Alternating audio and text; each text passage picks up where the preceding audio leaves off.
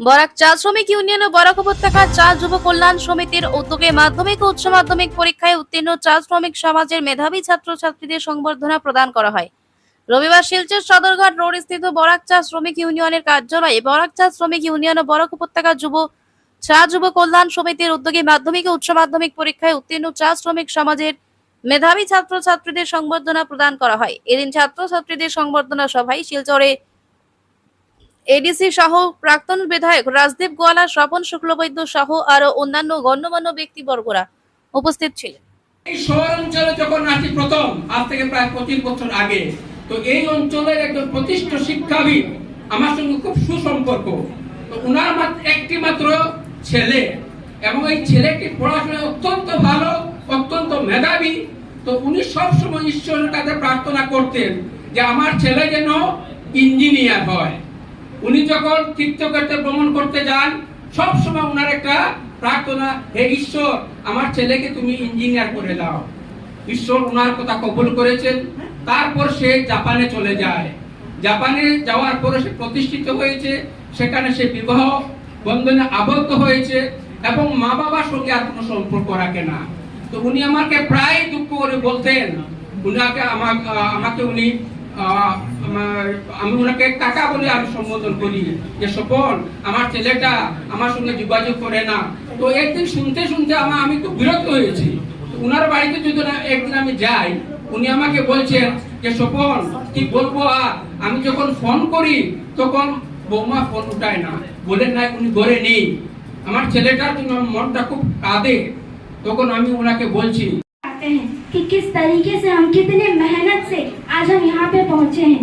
ये facilitation programme के through आप लोग अफोर्ड करना चाहते हैं कि हम बच्चे आगे बढ़ रहे हैं, मोटिवेट हो, इंस्पायर्ड हो के कुछ करने का जो इच्छा रखते हैं, गोल को अचीव कर सके। इस वजह से हम सब लोग यहाँ पे गैदर हुए हैं। हमको एनकरेजमेंट देने के लिए आप सभी का मैं सबसे पहले थैंक यू कहना चाहूँगी।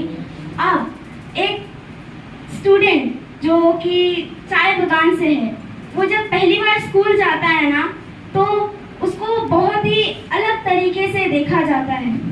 और ये एक रियलिटी, एक हार्श रियलिटी है, क्योंकि आज in the 21st century also हमारे सोसाइटी में डिस्क्रिमिनेशन, अनइक्वालिटी जैसी चीज़ें होती हैं। हमारे लॉज कहीं ना कहीं कॉन्स्टिट्यूशन तक ही रह चुके हैं। अब उसे सोसाइटी में अडॉप्ट करना, एग्जीक्यूट करना, ये हमारी रिस्पॉन्सिबिलिटी है। उस एग्जीक्यूशन को करने के लिए आज जितने भी स्टूडेंट्स यहाँ पे, जितने भी सीनियर्स यहाँ पे, उन सभी से मैं रिक्वेस्ट करना चाहूँगी कि कॉन्स्टिट्यूशन सिर्फ बुक तक नहीं होना चाहिए, प्रीएम्बल सिर्फ बुक तक नहीं होना चाहिए।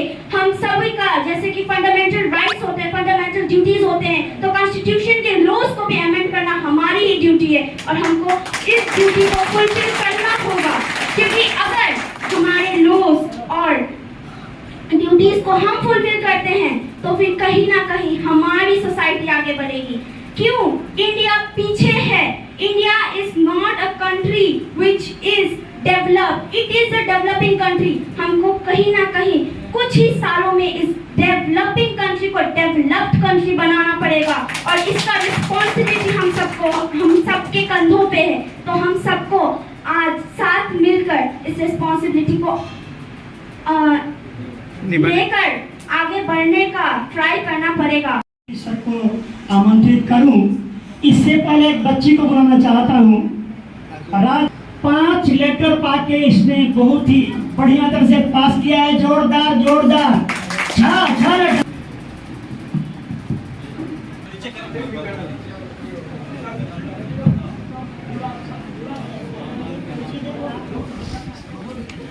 सबसे प्रथम सभी को नमस्ते।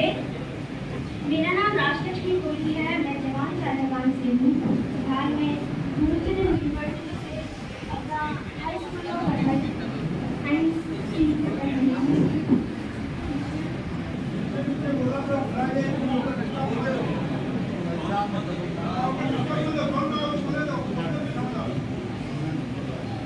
सबसे पहले मैं यहाँ और बराक वैली टी यूथ है, इस ऑर्गेनाइजेशन को थैंक यू बोलना चाहूँगी for inviting me here, and also for tea garden students in our कहीं चाय बगान मेहनत करना पड़ेगा।